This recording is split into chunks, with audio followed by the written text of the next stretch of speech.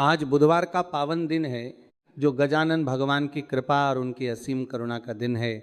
आज हम आपको एक ऐसी अद्भुत और हृदय स्पर्शी कथा सुनाने जा रहे हैं जो आपके मन की गहराइयों तक उतर जाएगी और आपको यह अनुभव कराएगी कि भगवान गणेश अपने भक्तों को कभी अकेला नहीं छोड़ते। यह कथा एक ऐसे मनुष्य की है जिसने अपनी बुद्धि और विद्या के अहंकार में डूबकर उस परम सत्ता को भूल दिया जिसने उसे वह सब कुछ दिया था।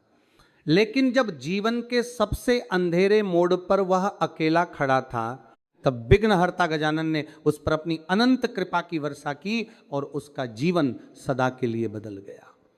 इस कथा में छुपे भाव आपको यह एहसास दिलाएंगे कि सच्ची बुद्धि वह नहीं जो केवल ग्रंथों में पढ़ी जाए, बल्कि सच्ची बुद्धि वह है जो विनम्रता और करुणा से जन्म लेती है। तो आइए मन को शांत करके, आंखें बंद करके एक क्षण के लिए गजानन का स्मरण करें और फिर इस पावन कथा में डूब जाएं।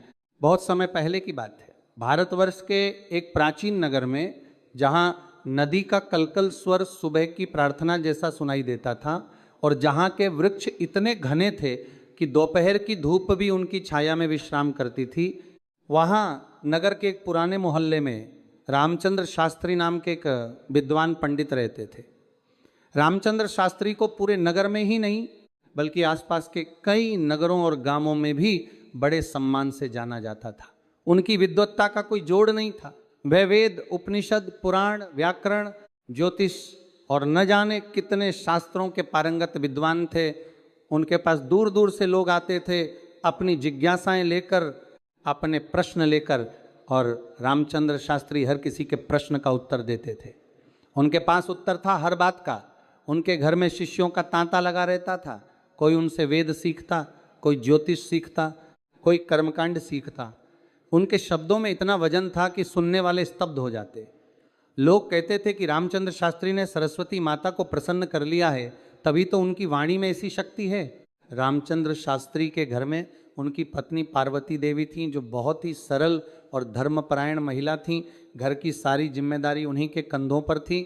सुबह उठकर सबसे पहले तुलसी के सामने दीपक जलाना, फिर रसोई में पूजा के लिए प्रसाद बनाना और फिर घर के सभी कामों में जुट जाना, ये उनका नित्य क्रम था।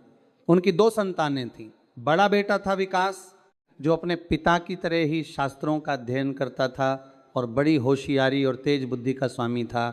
छोटा बेटा था करण, जो स्वभाव से बहुत ही भोला, सीधा और शांत था। करण को पढ़ाई में उतनी रुचि नहीं थी जितनी उसे खेतों में, बगीचों में और गरीब लोगों की मदद करने में थी। वो अक्सर पड़ोस के गरीब बच्चों के साथ खेलता, उन्हें घर से कुछ खाना देता और उनके साथ हंसी खुशी वक्त बिताता। रामचंद्र शास्त्री को अपनी विद्वत्ता पर जैसे जैसे समय बीता गर्व होने लगा। पहले ये गर्व बहुत छोटा था, जैसे एक छोटा सा अंकुर होता है, लेकिन धीरे धीरे ये बढ़ता गया और एक दिन ये इतना बड़ा वृक्ष बन गया कि उसकी जड़ें उनके हृदय की गहराइयों तक पहुंच गईं। जब कोई शिष्य या विद्यार्थी कोई प्रश्न लेकर आता और रामचंद्र शास्त्री उसका उत्तर देते, तो वे मन ही मन सोचते कि देखो, इस संसार में मुझसे अधिक जानने वाला कोई नहीं है। जब कोई दूसरा पंडित या विद्वान उनके समक्ष आता तो वे उसे परीक्षा में डाल देते, और जब सामने वाला कुछ न कह पाता तो वे बड़े संतोष से मुस्कुराते। यह संतोष सच्चाई का संतोष नहीं था, यह तो अहंकार का संतोष था। उनके मन में यह भाव भी आने लगा था कि भगवान की पूजा आवश्यक नहीं है उनके लिए। वे कहते कि मैंने शास्त्र पढ़े हैं, वेद पढ़े हैं, तो क्या मुझे भगवान की भक्ति करने की आवश्यकता है? भक्ति तो उनके लिए है जो अज्ञानी हैं, जो साधारण लोग हैं। मैं तो स्वयं ज्ञान का भंडार हूँ। उनकी पत्नी पार्वती देवी जब उन्हें बुधवार को गणेश जी की पूजा करने के लिए कहती तो वे हंसकर कह देते कि पूजा पाठ स्त्रियों का काम है, मैं तो ज्ञान से ईश्वर को जानता हूँ, मुझे फूल और अगरबत्ती की क्या जरूरत है। पार्वती देवी यह सुनकर मन ही मन दुखी होती, लेकिन पतिदेव की बात का विरोध नहीं कर सकती थीं। वे चुपचाप एकांत में बैठकर गणेश जी से प्रार्थना करती रहती थीं और मन में यह आशा लिए रखती थीं कि एक दिन उनके पति को सही बात की समझ आ जाएगी। बड़ा बेटा विकास भी अपने पिता की राह पर चल पड़ा था। उसने बड़े बड़े शास्त्र पढ़े थे और उसे भी लगने लगा था कि वह सर्वश्रेष्ठ है। जब गांव का कोई सरल भक्त मंदिर में जाकर गणेश जी के सामने माथा टेकता और आंखें भर आती थीं, तो विकास उसे देखकर मन ही मन उपहास करता। वह सोचता कि यह अज्ञानी लोग पत्थर की मूर्ति के सामने सिर झुकाते हैं, इन्हें कुछ नहीं आता। लेकिन उसके छोटे भाई कर्ण को यह सब बिल्कुल पसंद नहीं था। कर्ण का मन बहुत साफ था, वह मंदिर में जाना बहुत पसंद करता था। सुबह उठकर सबसे पहले वो गणेश जी के छोटे से मंदिर में जाता जो उनके घर के पास ही था। वहां वह श्रद्धा से माथा टेकता, थोड़ा सा गुड़ और चना लाता और उसे भोग के रूप में चढ़ाता। उसके मन में यह भाव रहता था कि गणेश जी उसके साथ हैं, उसके आसपास हैं और वे उसे देख रहे हैं। समय बीतता रहा और रामचंद्र शास्त्री की ख्याति और भी बढ़ती गई। उनके घर में एक से एक धनी परिवार के बच्चे शिक्षा लेने आते थे। शिक्षा के बदले में जो दक्षिणा मिलती थी उससे घर में संपन्नता भी आई। रामचंद्र शास्त्री के पास एक बड़ा पुस्तकालय था जिसमें हजारों ग्रंथ थे। उनके घर में एक अलग ही वैभव था, लेकिन ये वैभव बाहरी था। अंदर से देखें तो घर में एक प्रकार की रूखाई थी, एक प्रकार की खामोशी थी जो सुखद नहीं थी। पार्वती देवी मन ही मन बहुत कुछ महसूस करती थी लेकिन कह नहीं सकती थी। एक वर्ष ऐसा आया जब अचानक नगर में एक विद्वानों की सभा का आयोजन हुआ। यह सभा बड़ी थी और दूर दूर से पंडित और विद्वान आए थे। रामचंद्र शास्त्री को इस सभा का मुख्य विद्वान घोषित किया गया था और वे बड़े उत्साह से उस सभा में गए। सभा में उन्होंने बड़े बड़े शास्त्रों का प्रवचन दिया, तर्क प्रस्तुत किए और सबको मुग्ध कर दिया। लेकिन उसी सभा में एक वृद्ध सन्यासी भी आए हुए थे जिनका नाम था स्वामी ज्ञानानंद। स्वामी ज्ञानानंद अत्यंत वृद्ध थे। उनकी आयु 70 वर्ष से भी अधिक रही होगी, किंतु उनकी आंखों में एक अलग ही चमक थी, एक ऐसी चमक जो किसी शास्त्र में नहीं पढ़ी जा सकती। वे बहुत कम बोलते थे और जब बोलते थे तो उनके हर शब्द में गहराई होती थी। स्वामी ज्ञानानंद ने सभा में बैठकर रामचंद्र शास्त्री का पूरा प्रवचन सुना। प्रवचन समाप्त होने के बाद जब लोग वाहवाही कर रहे थे तब स्वामी ज्ञानानंद ने धीरे से एक प्रश्न पूछा। उन्होंने कहा कि शास्त्री जी, आपने आज बहुत सुंदर और विस्तृत प्रवचन दिया, ज्ञान बहुत उत्तम था, लेकिन मैं आपसे एक बात जानना चाहता हूँ। ये सब ज्ञान जो आपने अर्जित किया, ये बुद्धि जो आपने पाई, ये स्मरण शक्ति जो आप में है, ये सब आपको किसने दिया? रामचंद्र शास्त्री ने तत्काल उत्तर दिया कि ये मेरी वर्षों की साधना और परिश्रम का फल है। मैंने रात रात जागकर ग्रंथ पढ़े हैं, तब कहीं जाकर ये विद्वत्ता मिली है। स्वामी ज्ञानानंद मुस्कुराए और बोले कि शास्त्री जी, जब आप माता के गर्भ में थे तब आपने कौन सा ग्रंथ पढ़ा था? जब आप जन्म लेकर आए तब आपके पास क्या था? आपकी ये बुद्धि, ये स्मृति, ये ग्रहण करने की शक्ति, ये सब क्या आपने कहीं से खरीदा था या ये सब उस परम शक्ति ने आपको दिया? क्या कभी आपने उस गणपति को धन्यवाद दिया जो बुद्धि के देवता हैं, जिन्होंने आपको ये सब प्रदान किया? रामचंद्र शास्त्री को यह प्रश्न बहुत अटपटा लगा। उन्होंने कहा कि स्वामी जी, गणपति और देवता तो पुराणों की कथाएं हैं, ज्ञान का प्रयोग करने वाला मनुष्य स्वयं अपना देवता है। स्वामी ज्ञानानंद ने उत्तर नहीं दिया, बस एक पल के लिए उन्होंने रामचंद्र शास्त्री की आंखों में देखा और फिर उठकर चले गए। उनकी उस दृष्टि में न कोई क्रोध था, न कोई असंतोष, बस एक करुणा थी जो रामचंद्र शास्त्री की आत्मा तक जा पहुंची। लेकिन उन्होंने उस करुणा को अनदेखा कर दिया और सभा की प्रशंसा में डूब गए। उसके कुछ ही महीनों के भीतर रामचंद्र शास्त्री के जीवन में एक ऐसा तूफान आया जिसने सब कुछ उलट पुलट कर दिया। पहली घटना यह हुई कि बड़े बेटे विकास ने एक बड़े नगर में जाकर अपनी परीक्षा दी, जहां दूर दूर से विद्वान एकत्र हुए थे। रामचंद्र शास्त्री को पूरा विश्वास था कि उनका पुत्र सर्वोच्च स्थान पाएगा, लेकिन परिणाम सुनकर वे स्तब्ध रह गए। विकास उस परीक्षा में अनुत्तीर्ण हो गया। परीक्षकों ने कहा कि उसके उत्तरों में ज्ञान तो था लेकिन गहराई नहीं थी, जड़ नहीं थी। ऊपर से सब ठीक था लेकिन अंदर से खोखला था। यह समाचार जब रामचंद्र शास्त्री को मिला तो वे बहुत विचलित हो गए। उनके लिए बड़ी लज्जा की बात थी, क्योंकि पूरा नगर जानता था कि विकास उनका पुत्र है। दूसरी घटना यह हुई कि रामचंद्र शास्त्री के पुस्तकालय में एक रात अचानक आग लग गई। कारण कोई नहीं जान पाया। वे हजारों ग्रंथ जो उन्होंने वर्षों में संग्रह किए थे, जिन पर उन्हें बड़ा अभिमान था, जो उनकी विद्वत्ता का आधार थे, वे सब जलकर राख हो गए। राख के अलावा कुछ नहीं बचा। रामचंद्र शास्त्री अपने जले हुए पुस्तकालय के सामने खड़े रहे और उनकी आंखें फटी की फटी रह गईं। वे कुछ बोल नहीं सके, वे कुछ सोच नहीं सके। जिस ज्ञान के भंडार पर उन्हें इतना गर्व था वो एक ही रात में भस्म हो गया। तीसरी और सबसे गहरी चोट तब लगी जब रामचंद्र शास्त्री को अचानक एक ऐसी बीमारी ने जकड़ लिया जिससे उनकी वाणी क्षीण हो गई। जो वाणी उन्होंने कभी अपनी सबसे बड़ी संपत्ति मानी थी, जिस वाणी के बल पर उन्होंने हजारों लोगों को मंत्रमुग्ध किया था, वह वाणी अचानक धीमी पड़ गई। वे बोल तो सकते थे, लेकिन उस ओजस्विता से नहीं जो पहले थी। उनके शिष्य एक एक करके चले जाने लगे। जो लोग कल तक उनके सामने नतमस्तक होते थे, वे अब उन्हें उपेक्षा से देखते थे।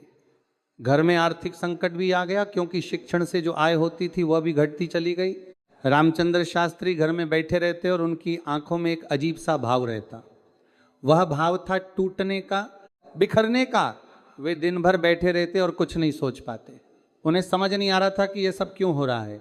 उन्होंने तो किसी का कुछ नहीं बिगाड़ा था, उन्होंने तो सारी उम्र विद्या की साधना की थी, फिर यह सब उनके साथ क्यों हुआ।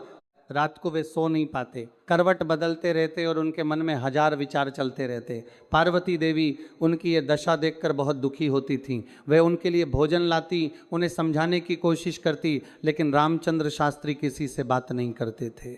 उन्हीं दिनों एक संध्या की बात है। रामचंद्र शास्त्री अपने आंगन में अकेले बैठे थे। अंधेरा घिरने वाला था। आकाश में लाल और नारंगी रंग घुलमिल रहे थे। पक्षी अपने घरों को लौट रहे थे। उनका छोटा बेटा कर्ण उस समय घर वापस आया। वह गणेश जी के मंदिर से आता है रहा था और उसके चेहरे पर एक अलग ही शांति थी। उसके हाथ में एक छोटा सा प्रसाद था जो उसने मंदिर में चढ़ाकर वापस लिया था। कर्ण ने अपने पिता को देखा तो उसका हृदय भर आया। वह उनके पास बैठ गया और बोला कि पिताजी, आप इतने उदास क्यों हैं। रामचंद्र शास्त्री ने एक गहरी सांस ली और कहा कि बेटा, मैं नहीं जानता कि मेरे साथ ये सब क्यों हो रहा है। मैंने इतने वर्ष विद्या की साधना में लगाए, इतने ग्रंथ पढ़े, इतने शिष्यों को पढ़ाया, लेकिन आज मैं कहाँ हूँ। न पुस्तकालय रहा, न वाणी की शक्ति रही, न शिष्य रहे। सब कुछ एक एक करके छिनता जा रहा है। मुझे समझ नहीं आ रहा कि मेरी क्या गलती थी। कर्ण ने बहुत प्रेम से अपने पिता का हाथ थामा। उसकी आंखों में आंसू आ गए, क्योंकि वो अपने पिता को कष्ट में नहीं देख सकता था। कर्ण ने कहा कि पिताजी, जब मैं आज मंदिर में गणेश जी के सामने बैठा था, तब मेरे मन में एक विचार आया। गणेश जी विघ्नहर्ता हैं, वे बुद्धि के देवता हैं। उन्होंने ही आपको ये अद्भुत बुद्धि और विद्या दी है, लेकिन हमने कभी उनका आभार नहीं माना, उनकी पूजा नहीं की। पिताजी, शायद यही कारण है। शायद जो बुद्धि उन्होंने दी उसे हमने अपना समझ लिया। अगर हम सच्चे मन से उनके सामने माथा टेकें, उनसे क्षमा मांगें और उनकी शरण में जाएं, तो वे अवश्य हमारी सहायता करेंगे। रामचंद्र शास्त्री ने पहले तो कुछ नहीं कहा, वे बस बैठे रहे, लेकिन कर्ण के शब्द उनके हृदय में कहीं गहरे उतर गए थे। वे उस रात बहुत देर तक जागते रहे और उनके मन में वह सभा याद आई जहाँ स्वामी ज्ञानानंद ने उनसे वह प्रश्न पूछा था। वह प्रश्न अब उनके कानों में गूंजने लगा। यह बुद्धि जो आप में है, यह किसने दी। यह प्रश्न अब उन्हें एक अलग ही भाव से झकझोर रहा था। वे सोचते रहे और धीरे धीरे उन्हें एहसास होने लगा कि कर्ण सही कह रहा था। उन्होंने अपनी बुद्धि को अपनी संपत्ति मान लिया था, लेकिन वास्तव में यह सब गजानन की देन थी। उन्होंने गजानन को कभी स्मरण नहीं किया, कभी उनका धन्यवाद नहीं किया। उन्हें तो यह भी कहते सुना था कि पूजा की क्या आवश्यकता है। अगले दिन बुधवार था। सुबह सूर्य उगने से पहले रामचंद्र शास्त्री उठे। उस दिन उन्होंने न कोई ग्रंथ उठाया, न कोई शास्त्र निकाला। वे बस अपने कर्ण के पास गए और बोले कि बेटा, तू आज मुझे भी अपने साथ मंदिर ले चल। कर्ण की आंखें भर आईं। उसने कभी स्वप्न में भी नहीं सोचा था कि उसके पिता एक दिन उससे ये कहेंगे। उसने तुरंत हाँ कह दी। पार्वती देवी ने जब ये सुना तो उनकी आंखों से आनंद के आंसू बह निकले। उन्होंने मन ही मन गणेश जी को प्रणाम किया और सोचा कि जो वे वर्षों से प्रार्थना करती आई थी, आज वह पूरी होने वाली है। उस सुबह पूरा परिवार एक साथ उस छोटे से मंदिर में गया जो घर के पास था। मंदिर में गणेश जी की एक सुंदर मूर्ति थी। उस मूर्ति को देखते ही रामचंद्र शास्त्री के मन में एक अजीब सी अनुभूति हुई। वे जीवन में पहली बार उस मूर्ति के सामने खड़े थे सच्चे मन से। पहले जब कभी वे मंदिर से गुजरते थे तो बस एक सरसरी निगाह डाल देते थे, लेकिन आज वे रुके और उन्होंने गजानन की उस मूर्ति को गहरी दृष्टि से देखा। उस मूर्ति में एक अलग ही शांति थी, एक अलग ही करुणा थी। उस बड़े से मस्तक में बुद्धि का सागर था। उन छोटी छोटी आंखों में एक ऐसी दृष्टि थी जो आत्मा तक पहुंचती थी। रामचंद्र शास्त्री के पैर अपने आप झुकने लगे।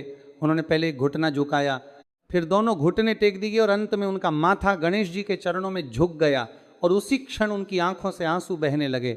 वे रोते रहे और मन ही मन कहते रहे कि हे विघ्नहर्ता, मुझे क्षमा करो। मैंने अपनी बुद्धि को अपनी मानी, आपकी देन को अपना अभिमान बना लिया, मैंने आपको भुला दिया, मैंने उन्हें हेय दृष्टि से देखा जो आपकी भक्ति करते थे, मैं मूर्ख था, मैं अंधा था, अब मैं आपकी शरण में हूं, मुझ पर कृपा करो।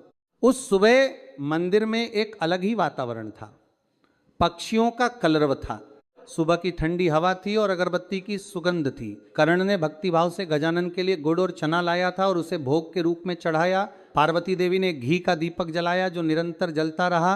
रामचंद्र शास्त्री वहां देर तक बैठे रहे। उनके मन में एक अजीब सी शांति उतर रही थी, जैसे वर्षों की थकान एक साथ उतर गई हो।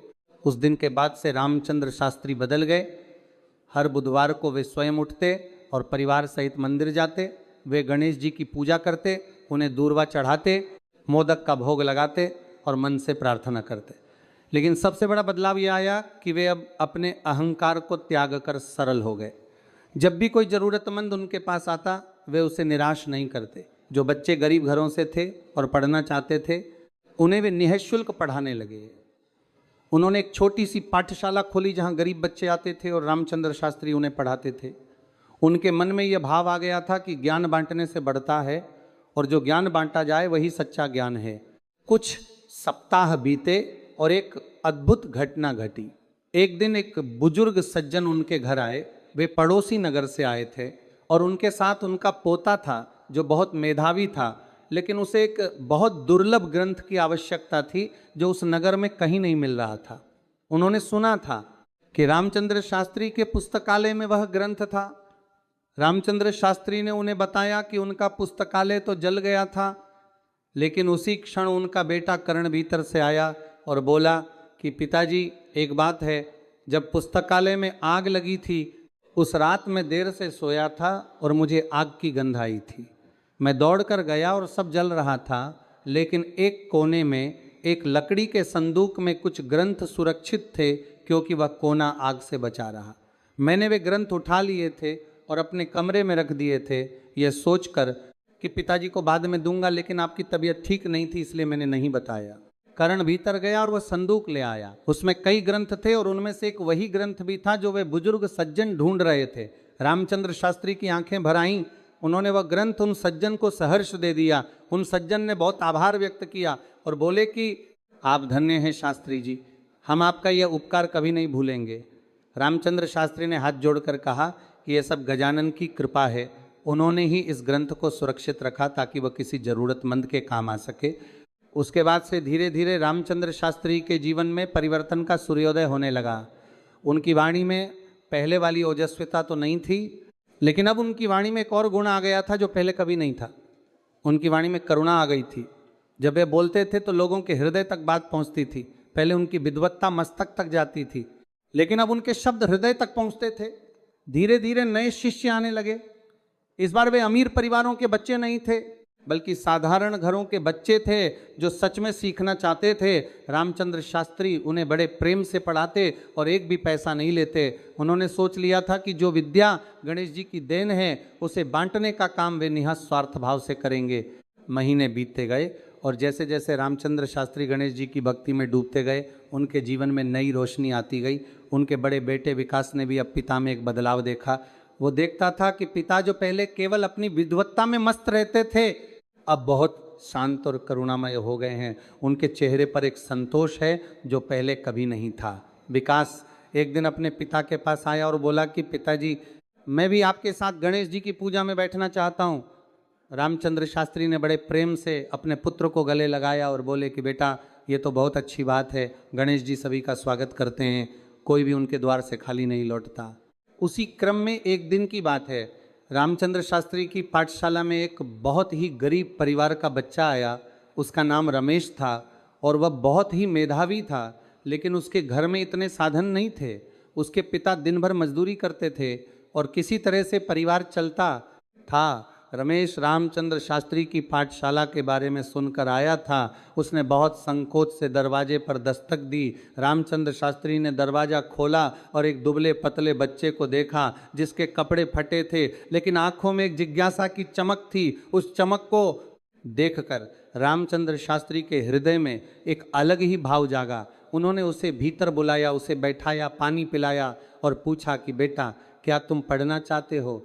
रमेश ने हाँ में सिर हिलाया और बोला कि हाँ गुरुजी, मैं बहुत पढ़ना चाहता हूँ, मुझे बड़ा आदमी बनना है। मेरी माँ कहती हैं कि विद्या से बड़ा कोई धन नहीं, लेकिन हमारे पास इतने पैसे नहीं हैं कि मैं किसी गुरुकुल में जा सकूं। किसी ने मुझे आपकी पाठशाला के बारे में बताया और कहा कि आप बिना पैसे के पढ़ाते हैं।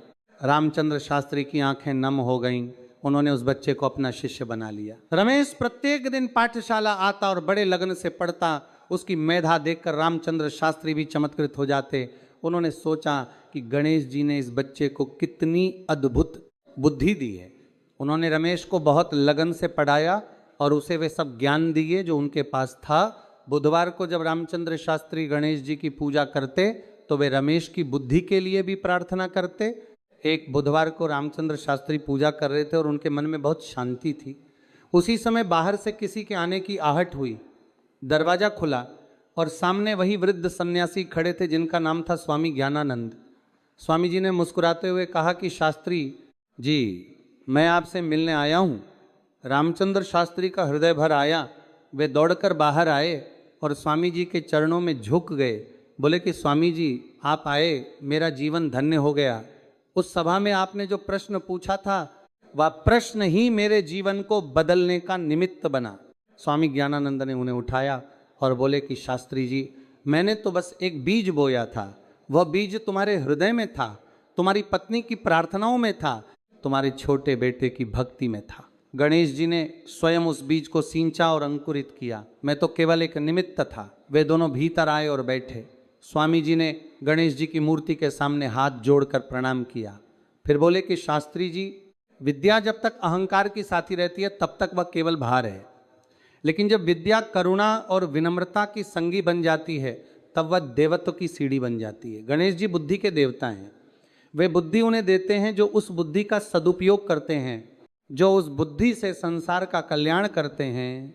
रामचंद्र शास्त्री ने हाथ जोड़कर कहा कि स्वामी जी, अब मैं ये समझ गया हूँ, जो ज्ञान मेरे पास था वो मेरे अहंकार का साधन था, लेकिन अब जो थोड़ा बहुत ज्ञान है वो गणेश जी की सेवा का माध्यम है। मैं बच्चों को पढ़ाता हूँ और उसमें मुझे जो संतोष मिलता है वो उस सभा की प्रशंसा से कहीं अधिक गहरा और स्थायी है।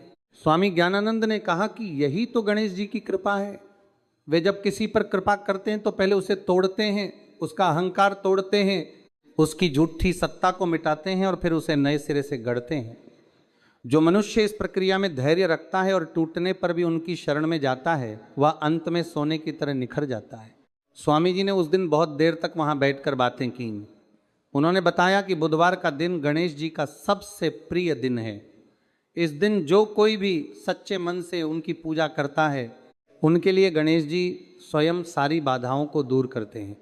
बुधवार को गणेश जी की उपासना में दूर्वा का अत्यंत महत्व है, क्योंकि दूर्वा जीवन की अदम्य जिजीविषा का प्रतीक है। जैसे दूर्वा किसी भी परिस्थिति में उग आती है, वैसे ही गजानन के भक्त की आशा और श्रद्धा कभी नहीं मिटती। उन्होंने यह भी बताया कि गणेश जी को मोदक इसलिए प्रिय है क्योंकि मोदक का स्वाद भीतर से मीठा होता है और ऊपर का आवरण टूटने पर ही वह मिठास मिलती है। इसी तरह मनुष्य का अहंकार टूटने पर ही उसके भीतर का सच्चा आनंद प्रकट होता है। रामचंद्र शास्त्री ने यह सुना और उनके मन में एक गहरी अनुभूति हुई। उन्होंने कहा कि स्वामी जी, मेरे जीवन में जो कुछ हुआ, जले हुए ग्रंथ, बिखरे हुए शिष्य, क्षीणवाणी, ये सब गणेश जी का वह मोदक था जिसका आवरण मेरे अहंकार का था, और उसके टूटने के बाद मुझे जो शांति मिली, जो करुणा मिली, वह भीतर की मिठास है। स्वामी ज्ञानानंद ने बड़े आनंद से कहा कि बिल्कुल सही कहा शास्त्री जी, आज आप सच्चे विद्वान बने हैं। पहले आप ज्ञाता थे, आज आप भक्त बने हैं और भक्ति और ज्ञान का संगम ही सच्ची विद्वत्ता है। उसके बाद के वर्षों में रामचंद्र शास्त्री की पाठशाला बहुत बड़ी हो गई। रमेश जैसे अनेक बच्चे वहाँ आते थे और उनसे शिक्षा पाते थे। उनका बड़ा बेटा विकास भी बदल गया था। उसने उस बड़े नगर की परीक्षा फिर से दी और इस बार उसने सर्वोच्च स्थान प्राप्त किया। परीक्षकों ने कहा कि पिछली बार और इस बार में बहुत अंतर है। पिछली बार ज्ञान था लेकिन गहराई नहीं थी। इस बार ज्ञान के साथ एक गहरी समझ है, एक परिपक्वता है। विकास ने अपने पिता को यह समाचार दिया तो रामचंद्र शास्त्री ने पहले गणेश जी के सामने माथा टेका और कहा कि ये आपकी कृपा है, विकास का नहीं, मेरी शिक्षा का नहीं, ये सब आपका प्रसाद है। बुधवार के दिन अब उनके घर में एक परंपरा थी, सुबह से ही पूरा परिवार तैयार हो जाता। पार्वती देवी घी का दीपक जलाती, कर्ण दूर्वा और मोदक का भोग लाता। रामचंद्र शास्त्री गणेश जी के समक्ष बैठकर उनकी स्तुति करते और फिर सभी मिलकर प्रार्थना करते। उस दिन घर में एक गरीब परिवार को भोजन भी करवाया जाता था। पार्वती देवी स्वयं रसोई में जाकर पका कर लाती और उस परिवार को बड़े प्रेम से खिलाती। यह उनका नियम बन गया था। उन्हीं दिनों एक और घटना हुई जिसने पूरे नगर को चकित कर दिया। उस नगर में एक सेठ रहते थे जिनका नाम था धनपत सेठ। धनपत सेठ बहुत धनी थे, लेकिन वे बहुत ही कृपण स्वभाव के थे। वे अपने धन को बहुत संजो कर रखते थे और किसी को कुछ नहीं देते थे। उनके व्यवसाय में भी वे बहुत चालाक थे, लेकिन उनके जीवन में एक बड़ा कष्ट था। उनके एकमात्र पुत्र का विवाह नहीं हो पा रहा था। कई जगह से रिश्ते आते और चले जाते, कोई ना कोई बाधा आ ही जाती थी। धनपत सेठ ने कई ज्योतिषियों से पूछा, कई तांत्रिकों से सलाह ली, बहुत सा धन खर्च किया, लेकिन कोई लाभ नहीं हुआ। किसी ने उन्हें रामचंद्र शास्त्री के पास जाने की सलाह दी और बताया कि वे अब बहुत बदल गए हैं और उनके पास जो भी जाता है उसे कुछ न कुछ मार्ग अवश्य मिलता है। धनपत सेठ रामचंद्र शास्त्री के पास आए, उन्होंने सारी बात बताई।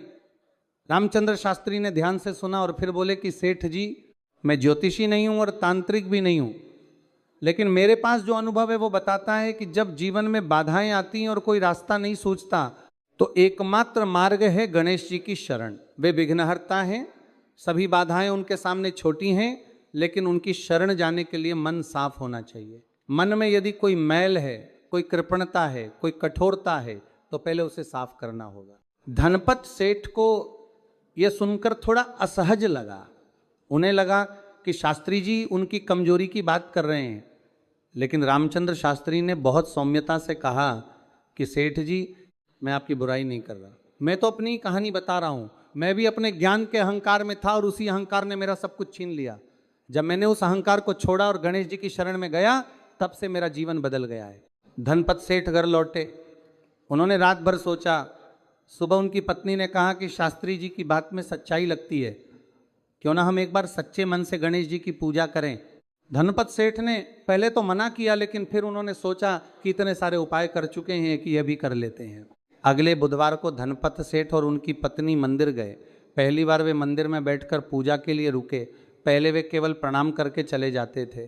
इस बार वे बैठे और गणेश जी के सामने बैठकर उनकी उस मूर्ति को देखते रहे। धनपत सेठ की आंखें उस मूर्ति पर टिकी थीं और धीरे धीरे उनके मन में कुछ पिघलने लगा। वे सोचने लगे कि मैंने इतना धन जमा किया, लेकिन किसी का कभी भला नहीं किया। मेरे मोहल्ले में गरीब लोग हैं, बच्चे हैं जिन्हें खाना तक नहीं मिलता, लेकिन मैंने कभी उनकी तरफ नहीं देखा। उसी दिन से धनपत सेठ ने एक निर्णय किया। उन्होंने अपने मोहल्ले के गरीब बच्चों के लिए कुछ बस्तियां और किताबें खरीदी। उन्होंने एक गरीब परिवार की बेटी की शादी में मदद की, जिसके बारे में उन्होंने सुना था। उन्होंने हर बुधवार को गणेश जी की पूजा करने का व्रत लिया और उस दिन गरीबों को भोजन करवाने का संकल्प किया। कुछ ही सप्ताह के भीतर उनके पुत्र के लिए एक बहुत अच्छा रिश्ता आया। वह परिवार हर तरह से उत्तम था और धनपत सेठ का पुत्र भी उस कन्या को देखकर बहुत प्रसन्न हुआ। विवाह की बातें पक्की हो गईं और जो बाधाएं वर्षों से थीं वे सब एकाएक दूर हो गईं। धनपत सेठ ने तुरंत रामचंद्र शास्त्री के पास जाकर यह समाचार दिया और कहा कि शास्त्री जी, आपने जो बात कही थी वह सच निकली। गणेश जी ने मेरी सुन ली। रामचंद्र शास्त्री ने मुस्कुराते हुए कहा कि सेठ जी, गणेश जी तो सदा सुनते हैं, लेकिन पहले हम स्वयं उन्हें नहीं सुनते। जब हम अपना अहंकार और संकीर्णता छोड़कर उनके सामने खुले मन से बैठते हैं, तभी उनकी बात हमारे भीतर प्रवेश कर पाती है। धनपत सेठ के विवाह का आयोजन बड़े धूमधाम से हुआ और उस विवाह में धनपत सेठ ने बहुत सारे गरीब लोगों को भी बुलाया और उन्हें भोजन कराया। ये उनके जीवन में पहली बार था जब उनके घर में गरीब लोगों के लिए भी जगह थी। रामचंद्र शास्त्री के घर में हर बुधवार एक कथा का आयोजन होने लगा। उनका छोटा बेटा कर्ण सभी को बैठाता और रामचंद्र शास्त्री भगवान गणेश की विभिन्न कथाएं सुनाते। उनकी वाणी में जो मिठास और गहराई थी वह पहले कभी नहीं थी। लोग दूर दूर से आकर उनकी कथाएं सुनते। जो पहले रामचंद्र शास्त्री की विद्वत्ता को प्रशंसा की दृष्टि से देखते थे, वे अब उनकी भक्ति को श्रद्धा की दृष्टि से देखते थे। और श्रद्धा प्रशंसा से कहीं अधिक स्थायी होती है। उनके शिष्य रमेश ने भी बहुत आगे बढ़कर विद्या प्राप्त की। कई वर्षों बाद जब वह एक बड़ा विद्वान बना तो उसने अपने पहले गुरु रामचंद्र शास्त्री के सामने माथा टेका और कहा कि गुरुजी, जो कुछ भी मैं हूं वो आपकी शिक्षा का फल है। रामचंद्र शास्त्री ने रमेश का माथा चूमा और बोले कि बेटा, यह गणेश जी की कृपा है, उन्होंने ही तुम्हारे भीतर वह बुद्धि का दीपक जलाया, मैं तो केवल उस दीपक को थोड़ी हवा देने वाला था। रमेश ने भी उसी दिन से बुधवार का व्रत लिया। उसने प्रण किया कि जैसे उसके गुरु ने उसे निःशुल्क शिक्षा दी, वैसे ही वह भी अपने जीवन में गरीब बच्चों को शिक्षा देगा। उसने अपने गांव में एक पाठशाला खोली और वहां गरीब बच्चों को पढ़ाने लगा। हर बुधवार को उस पाठशाला में गणेश जी की पूजा होती और बच्चों को प्रसाद मिलता। रमेश कहता कि गणेश जी बुद्धि के देवता हैं और जहाँ विद्या की साधना होती है वहाँ उनका वास होता है। इस तरह एक पाठशाला से दूसरी पाठशाला, एक शिष्य से दूसरा शिष्य, एक परिवार से दूसरा परिवार, बुधवार के व्रत की पावन परंपरा फैलती गई। वह नगर जो पहले केवल धन और प्रतिष्ठा की दौड़ में था, धीरे धीरे एक ऐसे नगर में बदलने लगा जहां लोगों के हृदयों में करुणा थी, विनम्रता थी और गणेश जी के प्रति श्रद्धा थी। रामचंद्र शास्त्री अपने जीवन की संध्या में जब घर के आंगन में बैठते थे और अपने परिवार को देखते थे तो उनकी आंखें नम हो जाती थी। पार्वती देवी उनके पास बैठी होती थी, करण अपनी पत्नी और बच्चों के साथ होता था, विकास भी आसपास होता था और दूर से रमेश जैसे शिष्यों के समाचार आते रहते थे। तब रामचंद्र शास्त्री मन ही मन गजानन को प्रणाम करते और सोचते कि जीवन में सब कुछ खोकर जो मिला वह जीवन में सब कुछ पाने से बहुत अधिक था। एक दिन उनके एक पुराने परिचित आए जो बहुत समय बाद उस नगर में लौटे थे। उन्होंने रामचंद्र शास्त्री को देखा और चकित रह गए। उन्होंने कहा कि शास्त्री जी, मैंने सुना था कि आपके साथ बहुत बुरा हुआ, आपका पुस्तकालय जला, आपके शिष्य चले गए, लेकिन आपके चेहरे पर जो शांति और आनंद दिख रहा है वो मैंने पहले कभी नहीं देखा था। रामचंद्र शास्त्री मुस्कुराए और बोले कि मित्र, पहले में जो था वह एक खाली घड़ा था, ऊपर से भरा भरा दिखता था लेकिन भीतर से रिक्त था। अहंकार ने वह रिक्तता ढक रखी थी। जब गजानन ने वह आवरण हटाया तो पहले तो बहुत कष्ट हुआ, लेकिन जब वह आवरण हट गया तो वही रिक्तता भर गई। उनकी कृपा से, उनके आशीर्वाद से, सच्ची भक्ति से अब जो भरापन है वह स्थायी है। उन परिचित ने कहा कि शास्त्री जी, मैं भी यही चाहता हूँ। मेरे जीवन में भी एक रिक्तता है जिसे मैं धन और प्रतिष्ठा से भरने की कोशिश करता रहा, लेकिन वह भरी नहीं। रामचंद्र शास्त्री ने उनका हाथ थामा और बोले कि मित्र, अगला बुधवार है, उस दिन मेरे घर आ जाओ, हम साथ मिलकर गणेश जी की पूजा करेंगे और कथा सुनेंगे। बस एक शर्त है कि मन साफ होना चाहिए और श्रद्धा सच्ची होनी चाहिए। वे परिचित आए और उस बुधवार की पूजा में बैठे। उस पूजा में और भी कई लोग थे। पार्वती देवी ने प्रेम से सबके लिए प्रसाद बनाया था। कर्ण ने मंदिर से दूर्वा और फूल लाए थे। घर में अगरबत्ती की सुगंध थी और घी के दीपकों की रोशनी थी। रामचंद्र शास्त्री ने उस दिन गणेश जी की कथा सुनाई अपने हृदय से, अपने अनुभव से। उनकी आंखों में आंसू थे और वाणी में करुणा थी। सुनने वालों के मन में एक अलग ही भाव उमड़ा। कई लोगों की आंखें भर आईं। पूजा समाप्त होने पर सभी को ऐसा लगा जैसे उन्होंने कुछ बहुत मूल्यवान पाया हो, जिसे शब्दों में नहीं कहा जा सकता। उस कथा के अंत में रामचंद्र शास्त्री ने हाथ जोड़कर कहा कि हे गजानन, हे विघ्नहर्ता, हे बुद्धि के दाता, आपकी महिमा अपार है। आप वह देते हैं जो मनुष्य मांगता नहीं, और जो मांगता है वह भी देते हैं, बस समय आने पर। आपकी लीला अनोखी है। आप पहले तोड़ते हैं, फिर जोड़ते हैं, और जो जुड़ता है वह पहले से कहीं अधिक मजबूत होता है। आपकी कृपा की कोई सीमा नहीं, आपके द्वार से कोई खाली नहीं जाता। जो सच्चे मन से आपके सामने माथा टेकता है उसकी सारी बाधाएं आप स्वयं दूर कर देते हैं। यह कथा आज भी उस नगर में सुनाई जाती है। जब भी कोई जीवन में निराश होता है, जब कोई मुसीबत में होता है, जब कोई अपनी बुद्धि और अपने बल पर अहंकार करने लगता है, तो बुजुर्ग लोग उसे रामचंद्र शास्त्री की कथा सुनाते हैं। वे कहते हैं कि देखो, जो व्यक्ति वेदों का ज्ञाता था और जिसने गजानन को नकार दिया था, जब उसने उनकी शरण ली तो उसका जीवन कैसे बदल गया। बुधवार का ये व्रत केवल एक पूजा नहीं है, ये एक स्मरण है कि हमारी बुद्धि, हमारी विद्या, हमारी क्षमता, ये सब गजानन की देन है। जब हम हर बुधवार को उनके सामने माथा टेकते हैं तो हम ये स्वीकार करते हैं कि हम उनके आश्रित हैं, हम उनके भक्त हैं। और ये स्वीकार करने में जो विनम्रता है, वही विनम्रता हमें महान बनाती है। अहंकार मनुष्य को छोटा करता है और विनम्रता उसे महान बनाती है। अहंकार गजानन को दूर करता है और विनम्रता उन्हें पास लाती है। जो कोई भी इस व्रत को सच्चे मन से करता है, जो अपने मन को साफ रखता है, जो गरीबों और जरूरतमंदों की सेवा करता है, जो अपनी बुद्धि और अपनी संपत्ति को गजानन की देन मानता है, उसके जीवन में गजानन स्वयं पधारते हैं। वह उसके हर विघ्न को दूर करते हैं, उसके हर काम में सफलता देते हैं, उसके घर में शांति और समृद्धि लाते हैं और उसके जीवन को एक ऐसे आलोक से भर देते हैं जो कभी बुझता नहीं। गजानन की महिमा अगाध है, वे प्रथम पूज्य हैं। कोई भी शुभ कार्य उनके स्मरण के बिना पूर्ण नहीं होता। वे सिद्धि और बुद्धि के दाता हैं। उनकी कृपा से मनुष्य के जीवन का हर अंधेरा दूर होता है और हर कठिन मार्ग सरल हो जाता है। जो भी उनके नाम का जाता है, मनुष्य के जीवन की जोहरा, मनुष्य के जीवन का हर अंधेरा दूर होता है। उच्चारण करता है, जो भी श्रद्धा भाव से उनके सामने दूर्वा चढ़ाता है, जो भी उनकी कथा सुनता और सुनाता है, उस पर गजानन की कृपा सदा बनी रहती है। आज बुधवार के इस पावन दिन पर हम सब मिलकर गजानन से यही प्रार्थना करें कि हे विघ्नहर्ता, हमारे मन से अहंकार और संकीर्णता दूर करो। हमें वह बुद्धि दो जो केवल ग्रंथों में नहीं बल्कि करुणा और विनम्रता में निवास करती है। हमारे जीवन की सारी बाधाएं दूर करो और हमें वह शक्ति दो कि हम दूसरों के जीवन में भी आलोक फैला सकें। हे गजानन, आपकी जय हो। आपकी महिमा का कोई अंत नहीं, आप अनंत हैं, आप अपार हैं और आपकी कृपा सदा सर्वदा अपने भक्तों पर बरसती रहती है।